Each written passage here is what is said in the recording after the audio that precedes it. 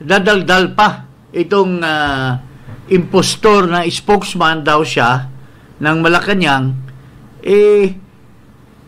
taga news briefer lang naman,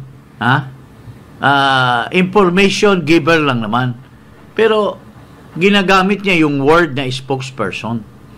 At ito, nagdadaldal na naman uli, parang lukaret, sabi ni Claire Binibining Maharlika, itong lukaret na ito, kung ano-anong pinagdadaldal ito. Pakinggan natin uli, mga kababayan. May dalawang may edad, gusto ng respeto. Okay? Pero naunang mangbastos ng babae. Mambastos ng babae. Respect begets respect. Yun, diba? So, ngayon, nagdidemand ng respeto, pero naunang magpakita ng kagaspangan. Kahit may edad na. Ano to? Sino kaya ang tinutukoy niya na may mga edad? Ito bang mga mukha namin? Mukha bang may mga edad ba tayo, pare? Name names. Name names. Pero, magka-blind item ka, tapos sisirain mo yung... Taong gobyerno ka, blind item ginagamit mo. Mga tao na dumating na sa a certain age, and yet, parang sinasabi mo na pag nagkaedad na, useless na na pagkatao. At parang age is a liability. Age is a liability. Sa kaalaman mo, Lucaret, Claire, kami, both Ado and myself, unlike you, we have reached a point that we have accomplished so many things in life. And yet, we don't stop doing things for the people. Ikaw, trial lawyer pinagyayabang mo, pero have you accomplished anything? Instead of maligning older people, ikaw, have you accomplished? Have you become a mayor? Have you become somebody elected by the people? Trial lawyer parati mong pinagmalaki, pero have you ever had a case, a celebrated case that you won, that you should be proud of? O hanggang ngayon pulubi ka pa rin, kaya naghahanap ka ng naghahanap ka ng trabaho sa gobyerno? Tanungin mo si paring Ado, ano bang na-accomplish nito? Diplomat. Bumalik na ako dito sa Pilipinas dahil hindi nyo kaya ipagtanggol ang mga tao. Tapos nang babastos daw yung mga matatanda ng babae. Babae? Sinong babae? Sinong babaeng binabastos? Baka yung babaeng binabastos ay dahil sa kanyang pagkabastos din, kaya binabastos siya. Kung bastos ang isang babae, kapupuna-puna yan ng mga lalaki. Parang ito LGBT advocate ginagamit yung gender issue. Hello! Kung babaeng tao, igagalang namin. Kaya lang babaeng babaeng kung babaeng hindi tao, at may garapata, alam mo, tanggapin mo yung pwesto na yan, you become a public official, and yet you're hiding behind your position, that all of a sudden you earn your respect. Sampid ka lang naman ng isang hindi pa nagdadivest dyan. At tingnan mo yung sinasabi nito, patuloy mo nga yung sinasabi niya. Sabi yata kaya naman daw magbayad, pero bakit kaya tinakbuhan ang kanilang obligasyon? Kayang magbayad? Ba't sa YouTube lang sinasabi? Nandoon ang station. Nandoon ang station. So, napakatanga nito. Napakatanga-tanga mo. May pangbayad. Pero paano magbabayad ang may pangbayad kung wala namang sabi nga kailan ka magbabayad pagka mayroon kang utang na sinisingil. Kung may obligasyon. Kung may obligasyon.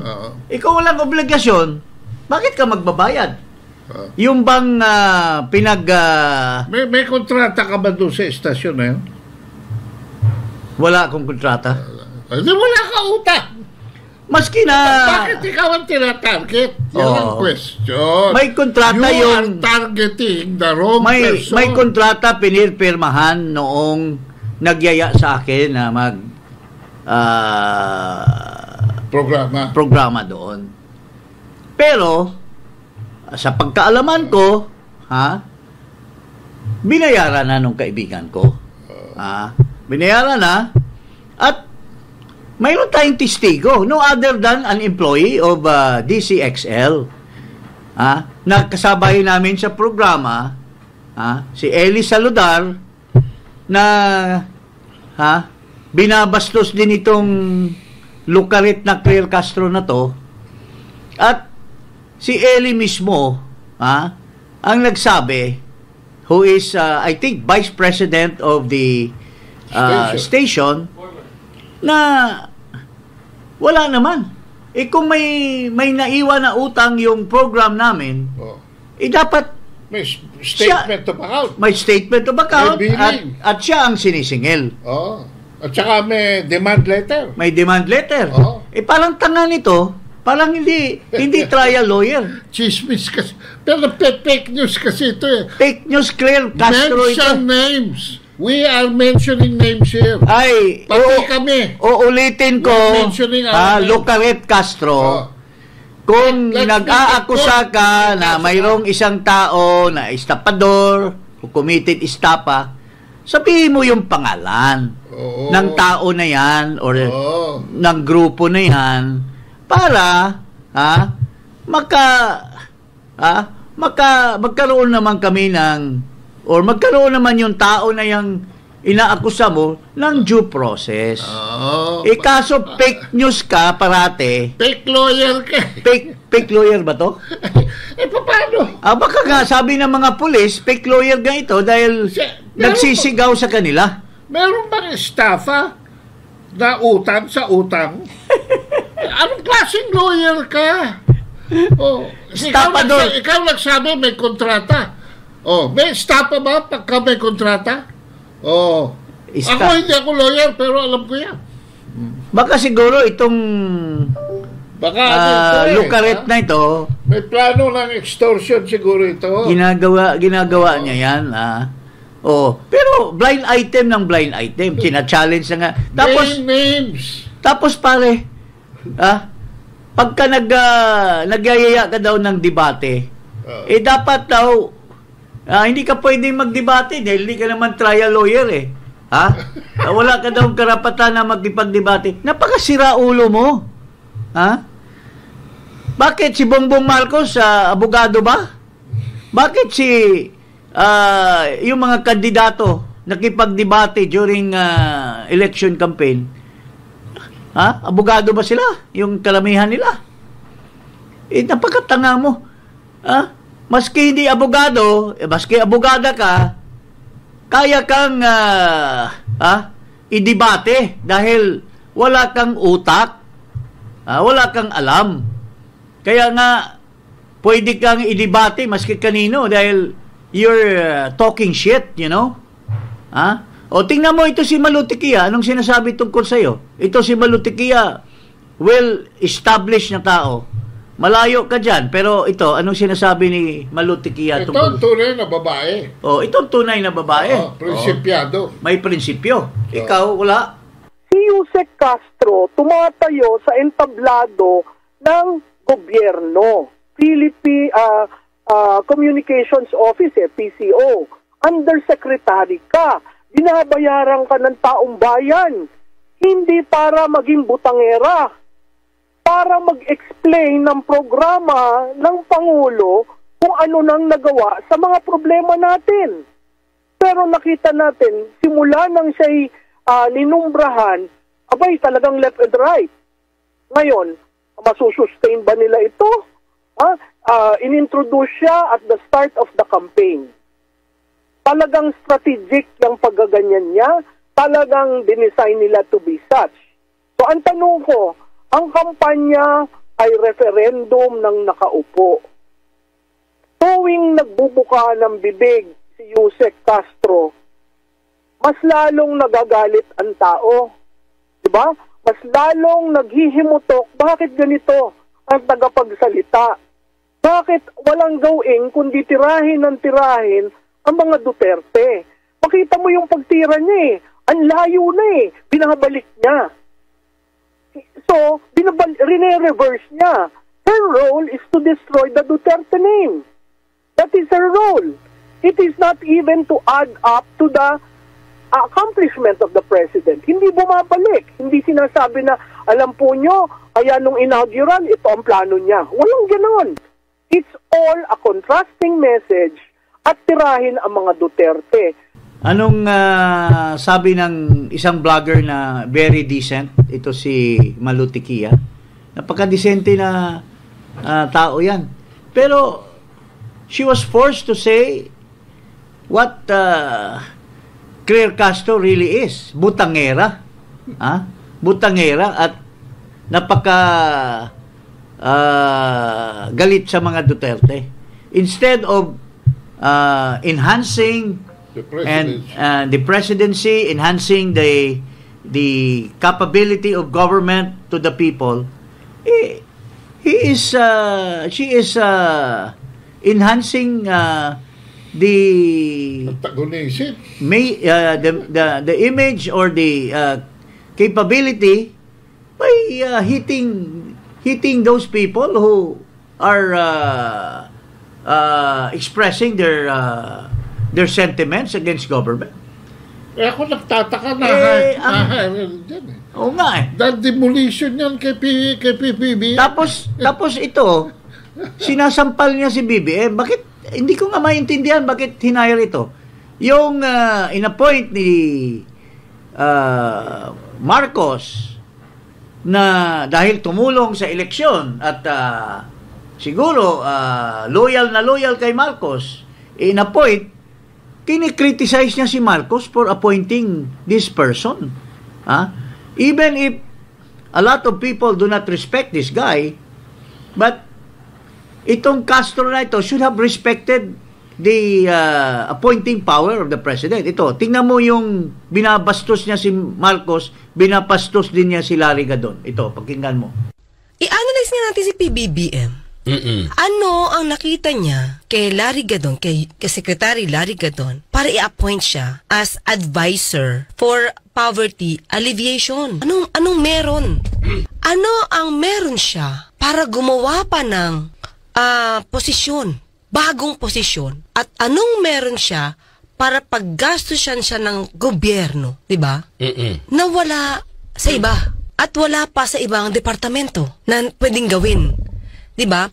Ang nakakataka part na ganito, ilan na ba ang advisor ni Pangulong Marcos maliban sa mga sekretaris niya? Ibig bang sabihin nito, partner? Ayoko kasi maging nega, partner. Di ba pag sobrang dami mong advisor, para lumalabas, wala ka talagang alam. Di ba? Ang dami mong advisor, tapos may sekretary ka pa, tapos may UC ka pa, may ASI ka pa, and everything. Kulang pa ba para ma-alleviate yung poverty? Tingnan mo, McCoy Jr., ang sinasabi nitong... What have you done, Marcos? Pagka masyadong madami daw ang advisor, nagpapakita lang na walang alam. So, kinuha ni Marcos si Gadon as one of his advisors. Pinipintasan niya. Dahil pagkadagdag daw si Gadon sa mga advisors, list of advisors. And that sa dami ng advisor ni Marcos, it just shows that Marcos walang alam. Kasi, the more advisors, the more Marcos is giving the idea that he doesn't know anything. That's exactly what she's saying. Pinintasan niya si Marcos. Itatranslate ko. Sige. Sinasabi ni Claire Castro na ikaw, President Marcos, ay bobo. Dahil si Larry Gadon ang Kinuha mo. Kinuha mo. Si Mr. Larry, Bobo. Bobo ka na rin. Paring Larry, papayag ka ba nito? Na nilalait ka nitong lukaret ng Castro na ito?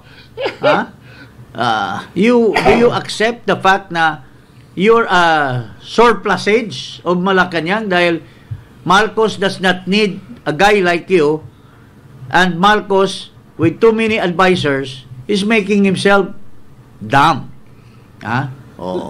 So, yan. Alam mo, mahirap kasi kung nagsasalita ka ng una, tapos, ma-dig up yung mga sinasabi mo.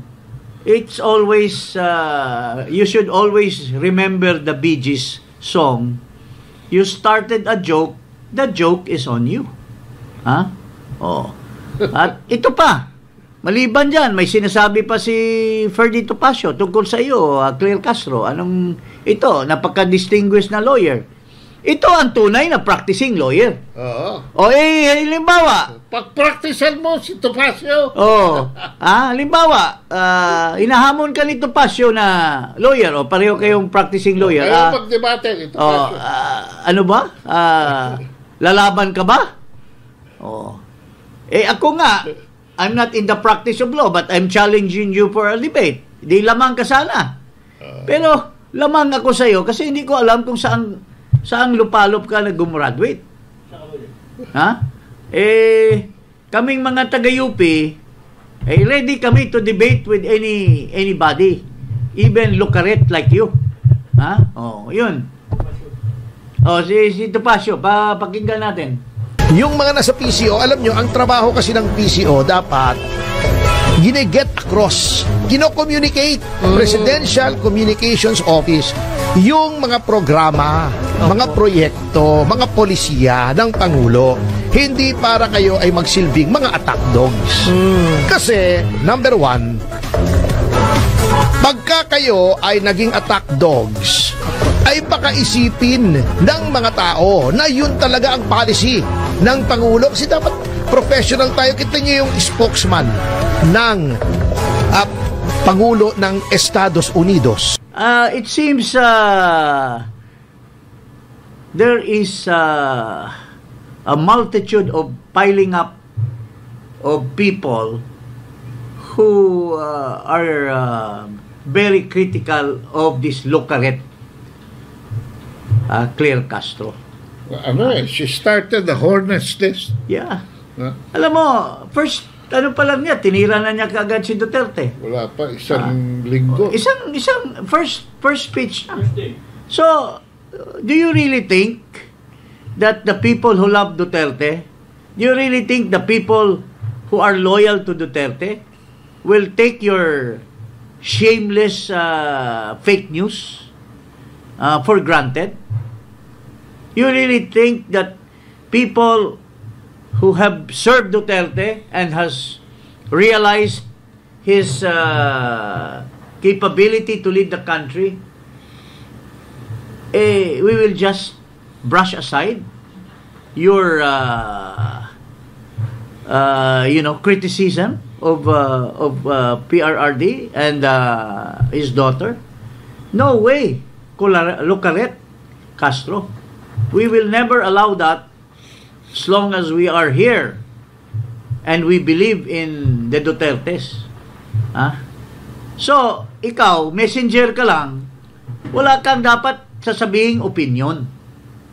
You just say the information or the documents that is in your possession about certain happening of the government. Yun lang ang ano mo. Delivery of information ka lang. Messenger. Inamin naman niya, Messenger. Pero, tumitira ka eh. Kaya nga sabi ni... Humihirit ka eh. Humihirit ka eh. May mga tira ka dito. Kaya nga sabi ni Malutikia, butangera ka. Sabi ni Joe De Vibre, you're gaga. Oh. I mean, I'm so, instead of hating you for what you lied against us,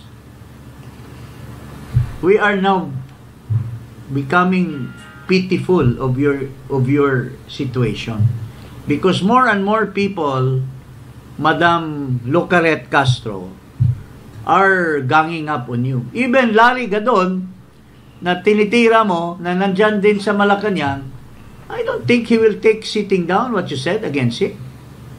Huh? Even Marcos will not. If Marcos realizes that you're saying that he is bobo because he's getting more advisors, what will Marcos say about your stupidity? Huh? Pagka ang presidente ay kumukuha ng mga advisor na ganda, ang dating sa akin, consultative yan. No? Getting as many people as possible for their wisdom. But, hindi yun ang dating sa'yo, iba interpretasyon mo. So, well, wala, mababaw lang kasi ang lipad nito eh. Mababaw lang kasi siguro ang utak nito, wala kang muring. Kung balot pa yan, yung yung matigas na part ng balot, yun ang ganun lang kalaki ang utak nito eh. With due respect, o yung matigas na portion, yun ang utak nito eh. That's why she thinks very stupidly of things. Masyadong for her. Then ito, for her type, look at this stupidity of hers, heads will roll in bridge collapse. Heads will roll in bridge collapse. Cops look for weight limit checker. Okay.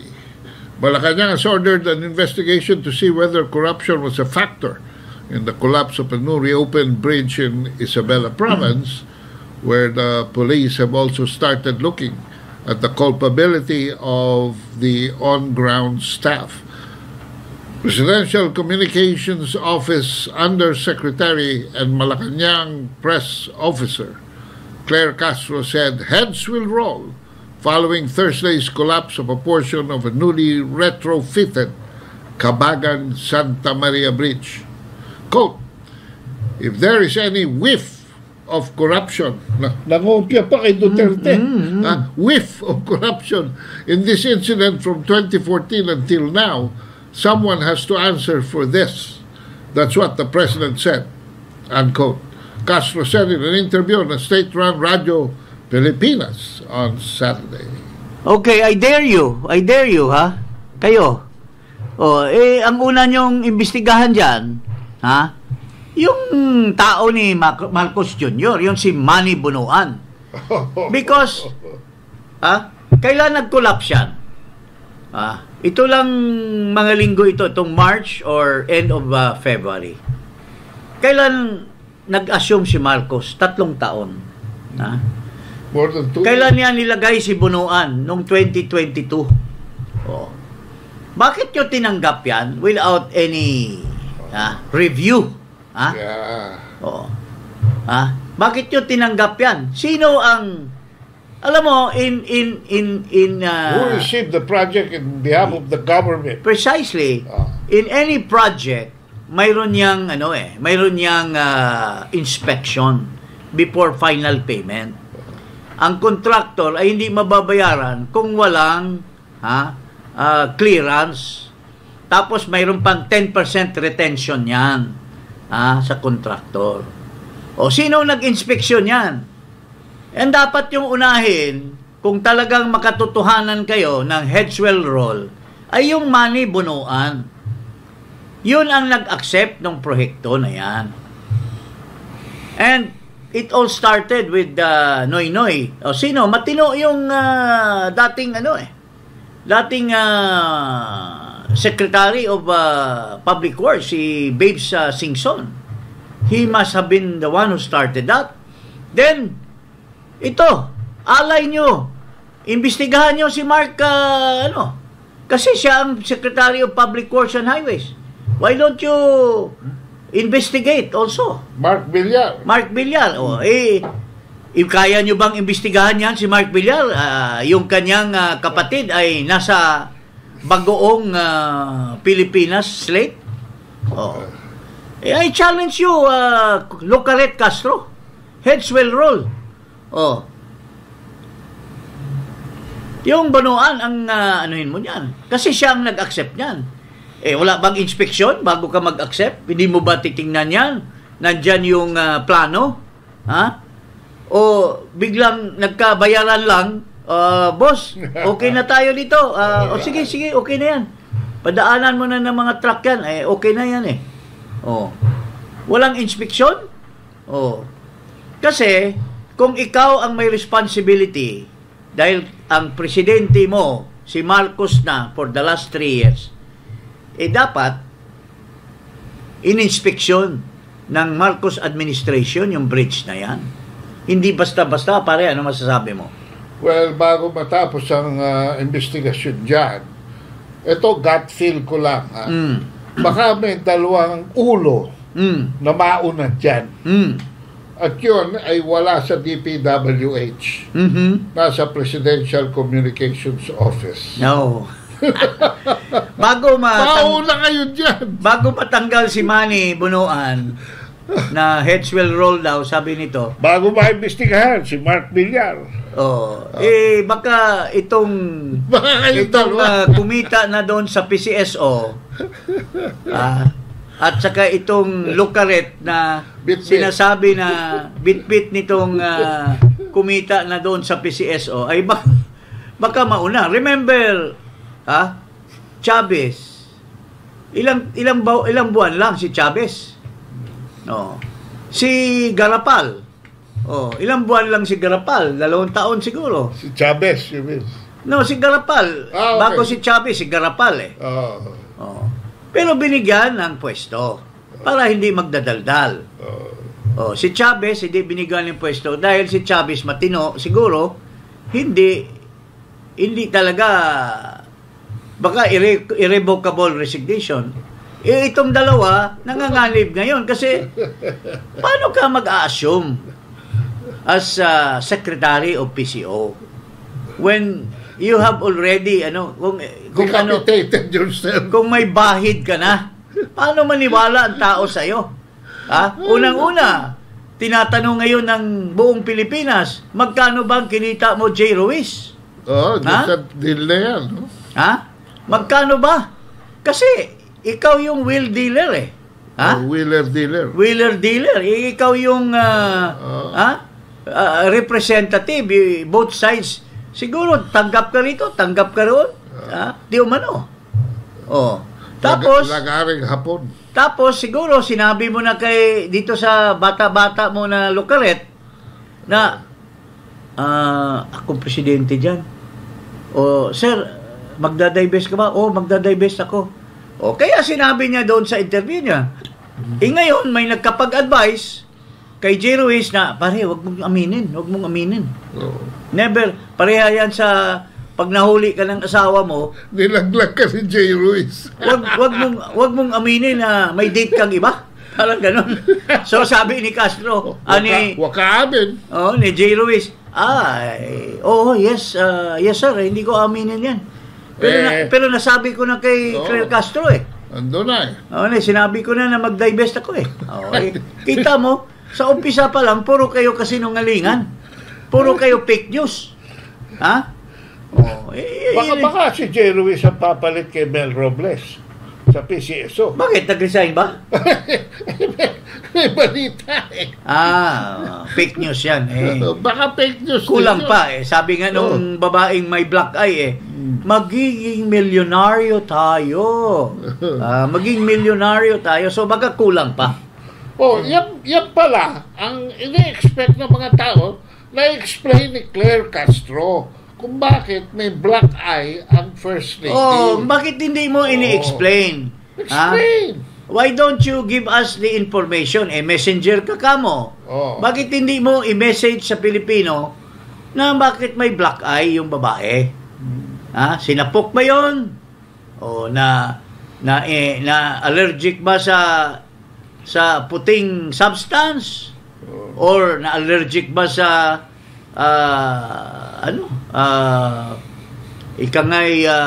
mga Scotch whiskey na very expensive or wine na mga Chateau Margaux? Mayroon ka dapat explanation.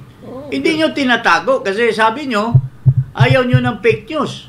So bakit nyo tinatago sa publiko ang news? Mga nangyayari dyan na sapukan ba o anong at saka iba pa? maagap dapat sila dyan para hindi na mag-speculate ang mga bloggers. Tapos siguro tinitingnan nila yung mga tanong ng mga mainstream media na nag-i-interview. Ay, wag magtanong tungkol doon sa may babaeng may black eye. Wag niyong itatanong.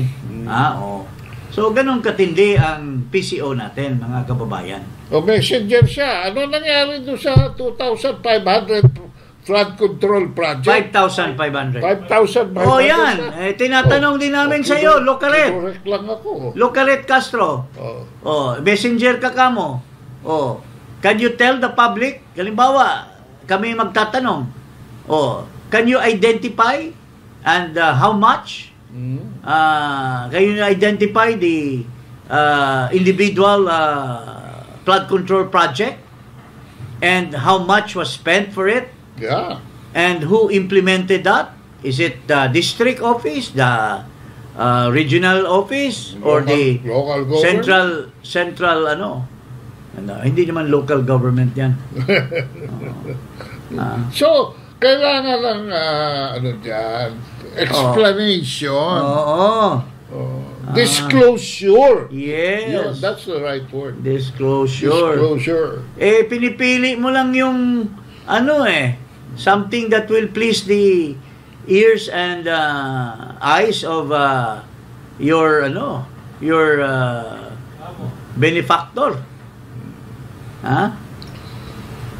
So yun, yun. Be a good messenger. So I'm still open to a debate. At for your information and as a lesson to your kuku head, hindi po kailangan na maging practicing lawyer. Hindi naman ang debate, wala naman sa korte. Ang debate nasa public. I'm opening the door for you to debate with this UP graduate lawyer. At yun nga mga kababayan, anong masasabi niyo sa balitang ito? Maaring ihayag ang inyong opinyon at kuro-kuro sa comment section sa ibaba. Huwag din kalimutang mag-like, mag-subscribe at mag-share sa bidyong ito. Maraming salamat sa panonood.